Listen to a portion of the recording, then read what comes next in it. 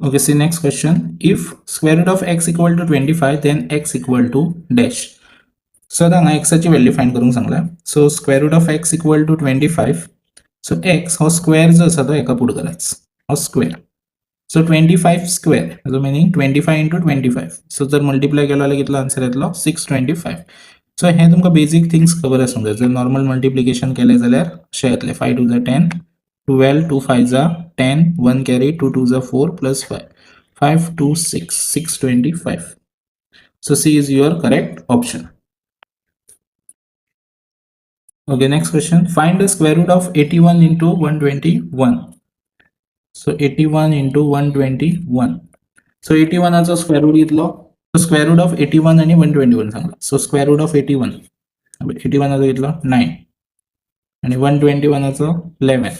So असे multiply करप. So square root of अशें ब्रॅकेटान दिला. स्क्वेअर सांगलें जाल्यार तेका हे करतले ते कशें 81 into 81 करतले. हो स्क्वेअर रूट. सो 9 into 11 कितलो 99. So B is your correct option.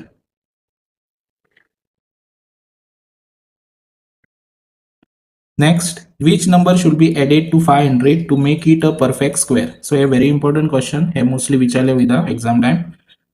So which number should be added? So कितलो नंबर तुवें ऍड करपाक जाय 500 सो मागीर कितें जातलो परफेक्ट स्क्वेअर जातलो.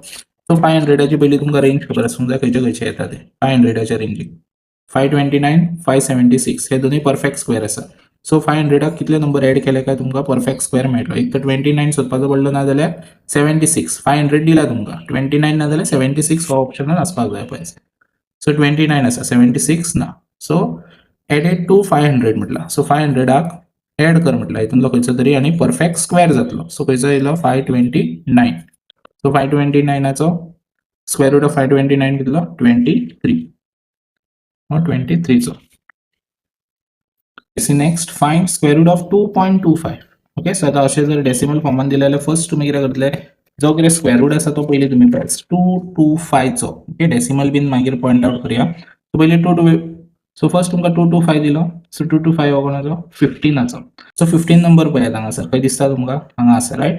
सो डायरेक्टली तुमी कितें करूंक शकता तोच आन्सर कन्सिडर करूंक शकता कित्याक 225 चो स्क्वेअर रूटाचो कितलो येतलो हरशी 15.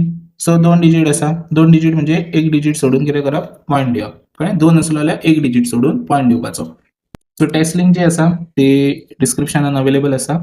So click on more option आणि टेस्ट अटेम्प्ट कराच. सपोज जर कोणी अजून प्रिपरेशन स्टार्ट करूंक ना जाल्यार त्यांच्या खातीर सांगता की हांवें म्हाका दिसता म्हाज्या चॅनलार मोर दॅन 50 विडियोज अपलोड केल्या. सो तुमी playlist under on my channel वचून चेक करूंक शकता.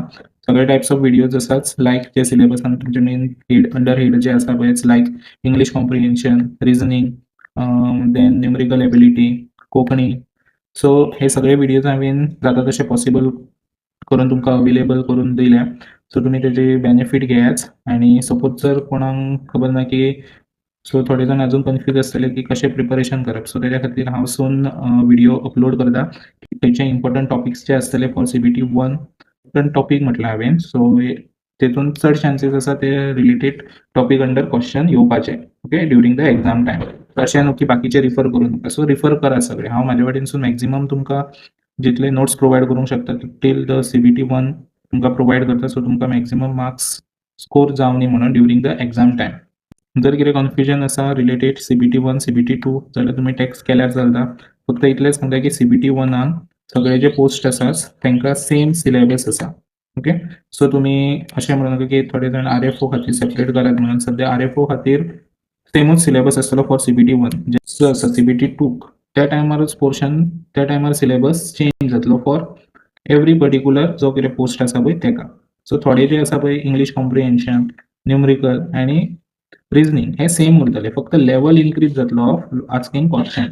सो वे ऑफ क्वेश्चनिंग आसा ती लेवल इन्क्रीज जातलो फॉर CBT 2 हे याद दवरात. ओके.